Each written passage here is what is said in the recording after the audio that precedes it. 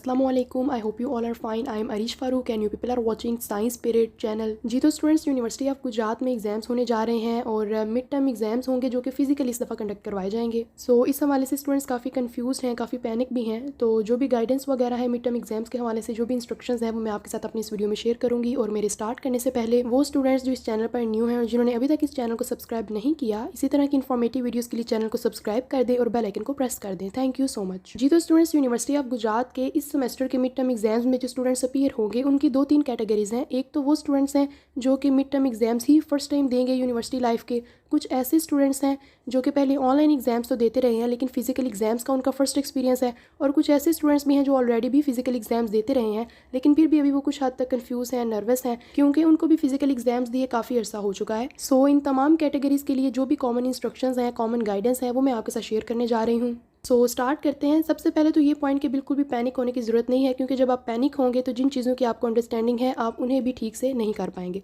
So first of all ये point हो गया। बाकी सेकंड कुछ गाइडेंस है। एक तो ये कि टाइमिंग के हवाले से, जैसा कि आपको पता है कि ऑनलाइन एग्जाम्स में एज सच कोई टाइमिंग फॉलो नहीं होती थी। टीचर्स के अकॉर्डिंग फिर भी कुछ टीचर्स स्ट्रिक्ट थे, कुछ नहीं थे, लेकिन एज सच कोई टाइमिंग फॉलो नहीं होती थी।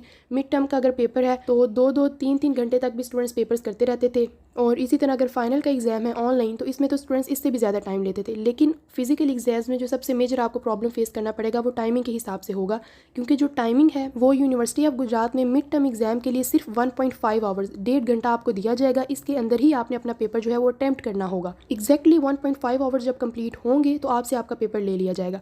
बाकी अगर बात करें मार्क्स की, तो मार्क्स उतने ही होंगे जितने कि आपके ऑनलाइन एग्जाम्स में होते थे। 25 मार्क्स का ही आपका मिड का पेपर होगा। फिजिकल है बेशक, वो ऑनलाइन है। टाइमिंग वगैरह का इशू मैंने आपको बता दिया कि आपको फेस करना पड़ेगा। बाकी मार्क्स वगैरह तो उतने ही होंगे।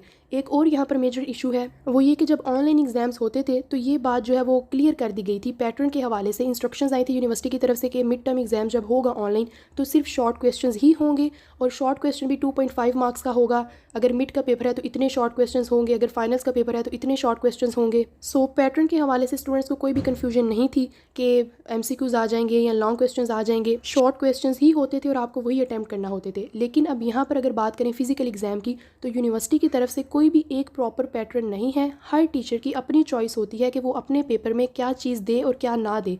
एमसीक्यूज देना चाहें तो वो दे सकते हैं, शॉर्ट क्वेश्चंस वो चाहें तो दे सकते हैं, अगर लॉन्ग क्वेश्चन भी देना चाहें तो वो दे सकते हैं। So it totally depends on teacher. इसमें कोई भी एक फिक्स्ड पैटर्न नहीं है, ये टोटली आपके टीचर्स पे डिपेंड करता है। समटाइम्स इस तरह से होता है कि टीचर्स पहले भी शेयर कर देते हैं कि मैं अपने पेपर में ये पैटर्न फॉलो करूँगा, मैं शॉर्ट क्वेश्चंस दूंगा या लॉन्ग क्वेश्चंस दूंगा या एमसीक्यूज दूंगा।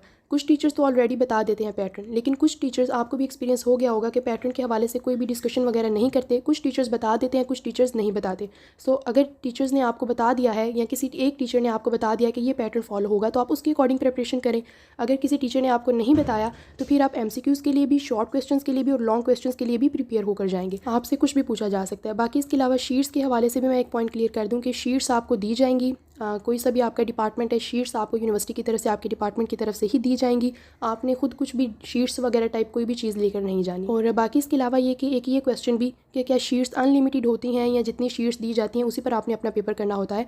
तो मिड टर्म एग्जाम्स के लिए भी और फाइनल टर्म एग्जाम्स के लिए भी आपको शीट्स दी जाती हैं, वो बाइंडिंग फॉर्म में दी जाती हैं। मिड टर्म के लिए आई थिंक 12-15 तक रेंज में पेजेस होते हैं, और फाइनल टर्म एग्जाम्स के लिए जो शीट है वो ज़रा उसमें पेजेस ज़्यादा होते हैं। लेकिन आंसर शीट आपको वही देंगे, उसमें जितने पेजेस होंगे आपको उसी पर अपना पेपर कंप्लीट करना होगा। कोई एक आध डिपार्टमेंट ऐसा होगा जिसमें मे भी वो शीट्स दे दें, एक्स्ट्रा शीट्स दे दें, लेकिन एक्स्ट्रा शीट का कोई भी कॉन्सेप्ट वगैरह नॉर्मली नहीं होता। बेटर तो ये है कि पेपर स्टार्ट करने से पहले आप अपने एग्जामिनर से, अपने इन्वेजिलेटर से पूछ लें कि क्या एक्स्ट्रा शीट्स दी जाएंगी या नहीं दी जाएंगी। मोस्टली नहीं दी जाती। सो जितने भी पेजेस होंगे आंसर शीट के 12-15 तक आई थिंक सो रेंज होती है, मुझे क्लियरली याद नहीं है, लेकिन इसी पर आपने अपना पेपर अटैम्प्ट करना होता है। सो जो भी आपका क्वेश्चन पेपर आपके पास आएगा पहले देख लीजिएगा उसमें सिर्फ लॉन्ग क्वेश्चंस हैं या शॉर्ट क्वेश्चंस हैं या एमसीक्यूज हैं। उसी पैटर्न के अकॉर्डिंग आपको जो शीट दी जाएगी आपने उसको मैनेज करना है, क्योंकि स्पेस लिमिटेड ही होती है मोस्टली। अब ऐसा भी ना हो कि आपके पेपर में सिर्फ लॉन्ग क्वेश्चंस हैं, 5 लॉन्ग क्वेश्चंस हैं फॉर एग्जांपल, तो आपकी पूरी आंसर शीट पे सिर्फ 2 लॉन्ग क्वेश्चंस आए हैं, बाकी के आपके पास स्पेस ही नहीं रही। तो ये इन्वेजिलेटर की जो है वो रिस्पॉन्सिबिलिटी नहीं होगी। आपने अपने पैटर्न के अकॉर्डिंग, अपने क्वेश्चंस के अकॉर्डिंग अपनी शीट को खुद मैनेज करना है। सो ये एक बहुत इंपॉर्टेंट इंस्ट्रक्शन थी। और बाकी इसके अलावा ये कि मोस्टली क्लिप बोर्ड्स वगैरह की भी ज़रूरत नहीं होती। मोस्टली एग्जामिनर्स जो है वो आपको अलाउ भी नहीं करते कि आप क्लिप बोर्ड वगैरह यूज़ करें। इसके अलावा ये कि बैग्स वगैरह जो भी आप अपने साथ लेकर जाएंगे वो मोस्टली मोस्टली क्लासरूम के बाहर ही रखवा दिए जाते हैं या क्लासरूम के अंदर ही किसी एक कॉर्नर पे सारे बैग्स वगैरह साइड पे करके रख दिए जाते हैं।